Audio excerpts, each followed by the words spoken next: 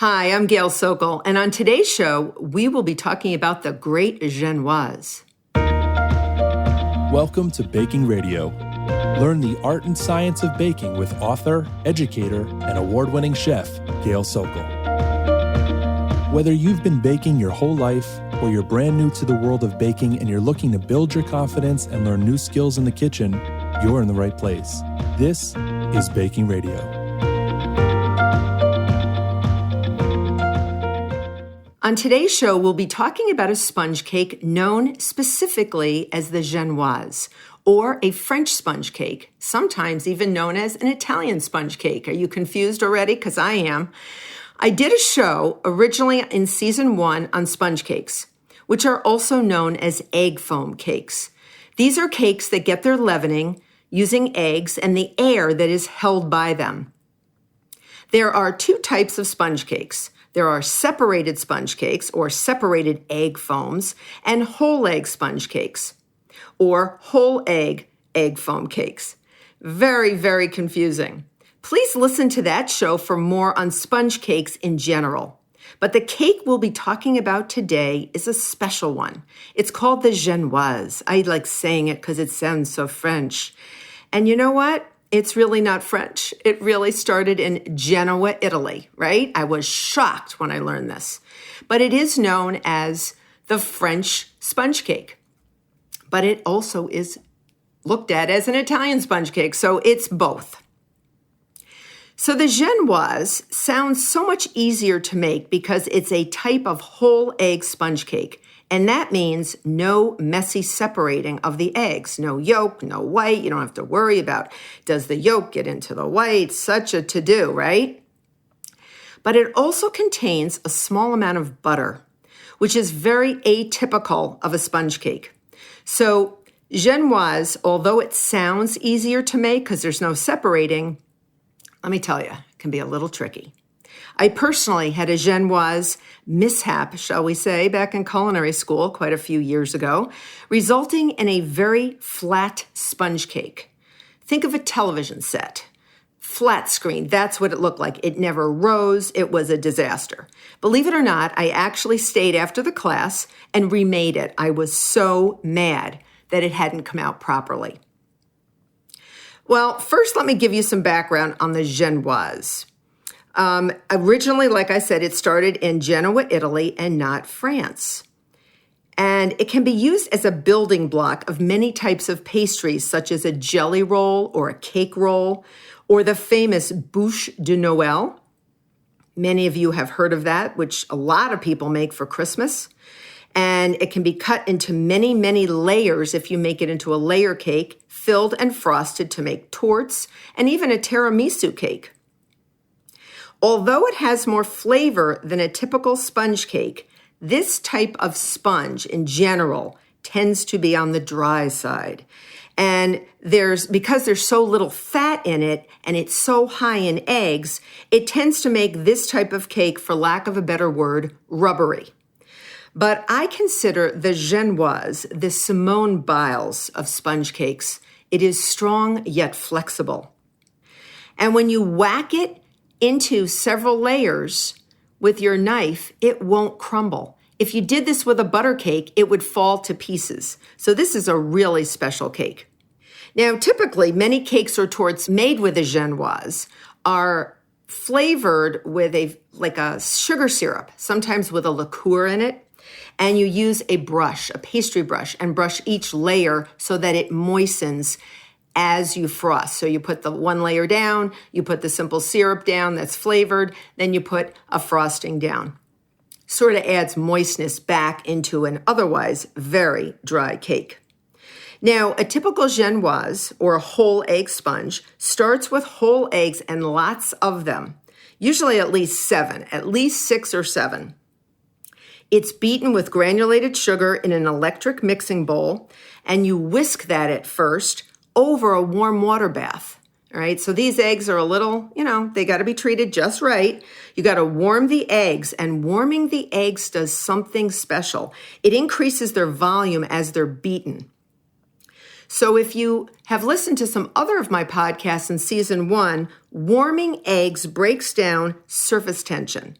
Eggs have this thing called surface tension. And if you warm them up, they actually lose that surface tension, and that allows lots of air to get beaten in and actually create more volume. So the goal here is to warm the eggs, and then eventually you're going to transfer that bowl off of that warm water bath to the base of the electric mixing bowl where the mixer will get beaten. And you change over to the whip attachment and you beat the heck out of that mixture until it thickens. And the eggs will actually turn pale yellow. The mixture gets thick enough so that as you lift the whip out of the mixture itself, it'll fall from the whip back and forth down into the bowl and look like what we chefs call a ribbon. The mixture looks a bit like thin marshmallow fluff, but it's beautiful when it happens because you can see the air actually in that egg and sugar mixture. Then some dry ingredients are folded in like a low-protein flour, like cake flour or pastry flour, and sometimes even cornstarch because it's more starch than protein. Sometimes ground nuts are added to the flour. There is even one last step, which is to fold in a small amount of melted butter into the batter. Remember, that's the specialty of this genoise. It just gives a hint of richness with a little fat in an otherwise rubbery cake. Some recipes don't use butter at all for a genoise, but instead they add extra egg yolks for richness. Talk about a rich cake, really. So here are some tips before I give you my recipe for a hazelnut genoise cake. Here are some tips for the best genoise. So first of all, be sure to properly prep your cake pan. So my recipe uses 2 9-inch round cake pans. And before baking, you need insurance. And the insurance is to make sure the cake comes out. After it took so long to make, you want to make sure it comes out of the pan, right? So you want to spray those pans with nonstick cooking spray, line them with parchment circles, and then grease them again with nonstick cooking spray, and finally flour them, and then dump out the excess. That will ensure your cakes will come out of the pan every time. I guarantee it. Tip 2, since the eggs need to be warmed for this type of sponge cake, be sure to prepare a warm water bath and bring about 1 inch deep of water in a large saucepan to a simmer or just under the boil. And tip 3, when you warm the eggs up as you whisk them over this warm water bath, you must never let the bottom of the mixing bowl actually touch the bottom of the pot.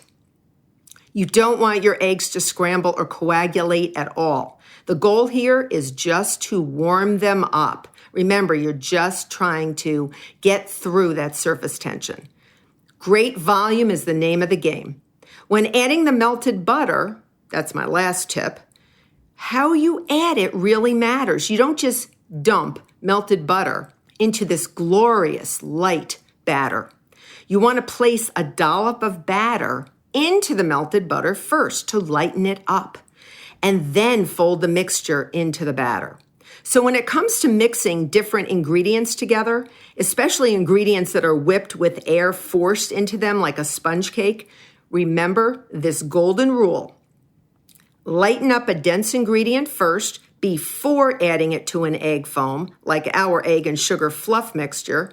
We do not want to lose any of those precious air bubbles that we have worked so hard to create. So the rule goes, add light on top of heavy. Remember that. Now, are you ready? I want to share my hazelnut genoise recipe with you. So the first thing you want to do after you've prepped your 2 round 9-inch cake pans, remember you're going to spray them with nonstick cooking spray, line them with parchment cake circles, spray them again, flour, and dump out the excess. In the bowl of a food processor, you're going to pulverize 3/4 cup of confectioner's sugar. It's very light, and some confectioner's sugars even have cornstarch already in them. That'll help even lighten the mixture even more.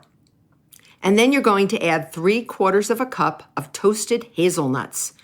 until the nuts are ground to a fine powder. So you're going to grind the sugar with the nuts.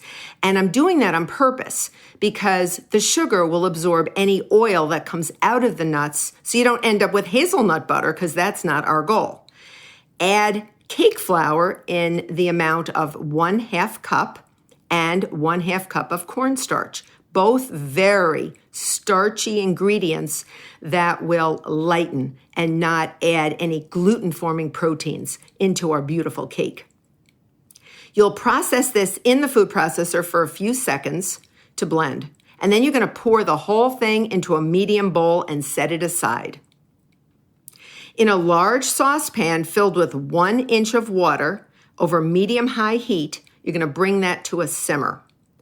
And in the bowl of an electric mixer using a handheld whisk, you're going to whisk those eggs and granulated sugar, 8 whole eggs that have been placed at room temperature. So let them stay out for about an hour before you do this. And 2/3 cup of granulated sugar. And you're going to put those in a heat-proof bowl into this simmering water. And that heat-proof bowl should be your electric mixing bowl. You're going to whisk this until the eggs are warm, the sugar should dissolve, and the eggs will even get a little foamy. Use a thermometer and place it into the bowl, and it should register about 110 degrees Fahrenheit. Now, don't worry if you don't have a thermometer. Just dip your finger in there if it feels sort of tepid and nice and warm, like I could take a bath in that. That's about right. You just want to get the chill off those eggs. Very important. At this point, you're going to remove the bowl from the water and you're going to place it on the base of your electric mixer. And then you're going to switch to the whip attachment. The whip. Not get rid of that whisk. And you're going to whip this egg mixture until it has tripled in volume and it's cool to the touch. So feel the bottom of the bowl and it's going to get cool to the touch. Now, be patient. It's going to take several minutes. It should look like marshmallow fluff. I'm not kidding. As the batter falls from the whip, it should form what is known as a ribbon, like I discussed before, as it drops back into the bowl, sort of dropping one on top of the other bits of batter before it dissolves into the rest of the batter.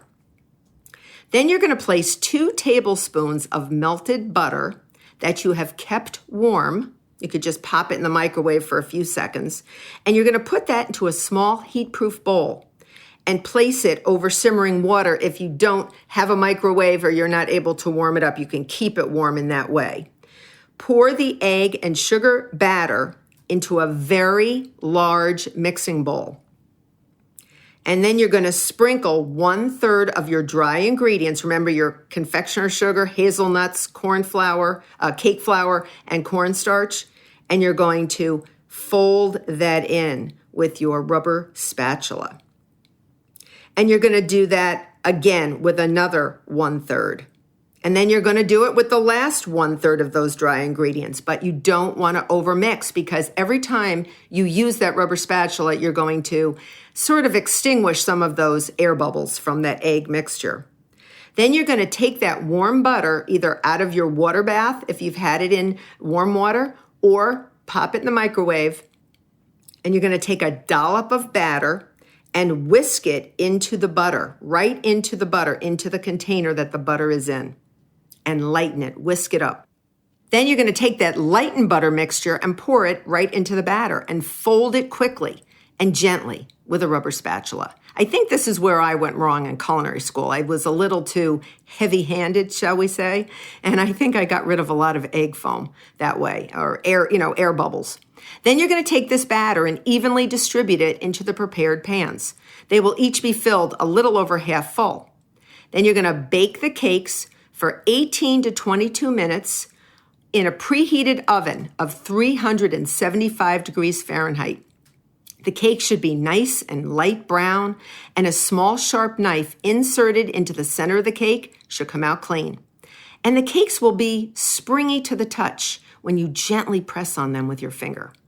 You remove the cakes from the oven, and using a thin, sharp paring knife, just gently cut around the edge of each pan to separate it from the sides of the pan while it is still hot.